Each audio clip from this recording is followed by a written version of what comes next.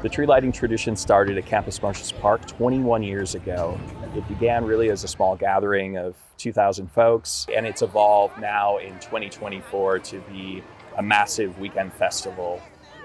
Another December weekend downtown, packed. Throughout the holiday season, over 2 million people will visit Campus Martius Park. Just the whole atmosphere has become a must visit throughout the holidays. And that tree, brought to you by the Downtown Detroit Partnership and the DTE Foundation, around 60 feet tall. One Detroit's got the story about how it got here. It starts 220 miles to the north, Manton, Michigan, near Cadillac, home of the Dutchman Tree Farms, where we meet Martin Emery. When I was 12 years old, I grew up across the street from this farm. I started helping out after school, and it stuck, and I never left. Emery does a bit of everything, and he's in charge of finding the perfect Campus Martius Christmas tree every year, a search that takes him far and wide. But this year he found one right next to the Dutchman Farms at the home of Tiffany Kenyon, Devin Collins, and their son, also named Devin. You know, it's a 60-year-old tree. Trees like this grow about a foot a year. The treetop had already been wrapped for transit when we arrived. Last year, somebody else came and looked at it, but then they decided not to get it. I've drove by it for years and, watched it grow, obviously, over 40 years, and finally it reached the height that we could use. Marty stopped by this summer here, and he just said he noticed it from the roadside. I guess he was out and about looking for Norway spruce, and so he pulled in the driveway. We happened to be outside, and he asked us if we'd be interested in selling it. We worked out a deal. Yeah. I can let it go for the right price, I guess. I don't know. To me, a proportionate tree is half as wide as it is tall. Nice taper, even, nice top. That's really the perfect tree for me. We always have criteria that we try to point out, and one is that it's got a single, very strong trunk. The second is that the branches are pointing upward, which means that they're healthy and stable enough to support the weight of all these lights. The three leading states growing Christmas trees: Oregon, North Carolina, and Michigan. Part of agricultural history in Missaukee and Wexford counties, but why here?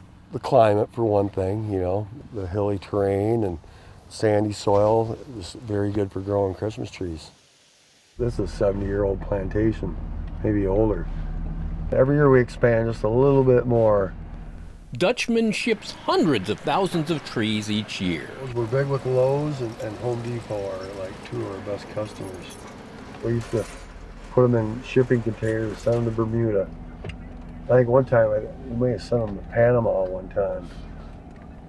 It's October. Harvest time has begun. Douglas firs, Fraser firs, spruces, and pines. Keith Helsel's been in the Christmas tree business 45 years. Everything goes in a cycle, just like life. Now everybody wants Scotch pine, and everybody's cut back and hasn't grown them. So what do you do about that? Try to plant more Scotch. These are balsam firs, also a favorite now. And what makes them popular? The smell. Can you describe the smell? Like a tangerine. To me, that's what it smells like, is a tangerine. Tangerine, like they grow in Florida? Thanks to these trees, Helsel spends much of December warm in the Sunshine State. I run 3 tree lots for Dutchman in Florida, and the market down there is strong. Yeah, we can't hardly get enough trees, but everybody wants a big tree. Seems like everybody wants a 9 to 15-foot tree. 2 gallon, I would say. At Dutchman, they also have smaller, keep growing your own trees. Take this tree home, and you could put it right in your living room just like that and decorate it. And when Christmas is over, you can plant it right in your yard. Is that people doing a lot of that now? Oh, yeah. Indoor work at Dutchman, too. A Christmas wreath and garland assembly line. And trees that fit in the trunk of your car. Maybe take home a few. Back to the big tree headed for Campus Martius. Dylan Likens up there, tying tree limbs while the pickup truck down below pulls a rope to winch them tight. Lichens not bothered by height. I could see like 4 sets of valleys that way. It's beautiful up there. It really is. It's pretty neat. All right. As the trees prep for travel, more Christmas tree specialists have arrived. Another tree has been selected to help fill out the Campus Martius display. They'll take another tree, a sacrificial tree, and they'll take all the branches off it, and then they will fit them branches into the other tree to make it, you know, super full, I guess you could say. How does that work? Kind of a trade secret.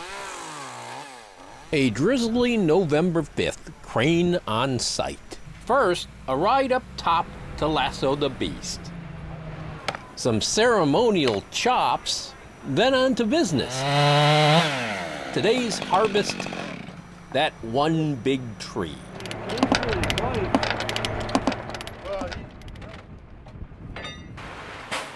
Destination, Detroit, an eye-catching payload.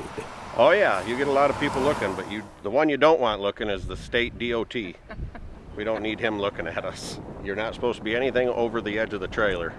We're permitted though. But we're permitted. Yes. We're completely legal. Yes. Let's introduce you to this year's Michigan-grown Norway spruce, hailing from the Christmas tree capital of the world, Manton, Michigan.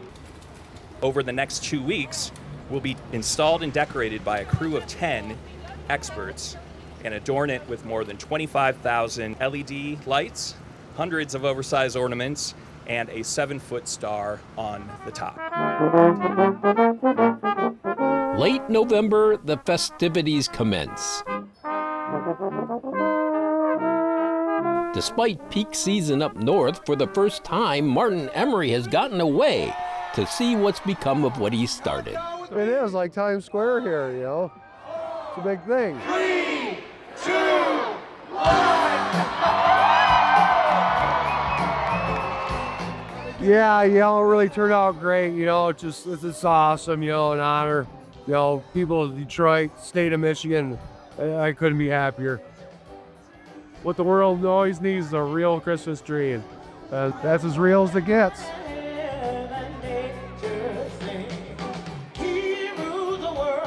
Watch this full story and more at onedetroitpbs.org. Follow us on social media and sign up for our newsletter for the latest news from Southeast Michigan. Righteousness and wonder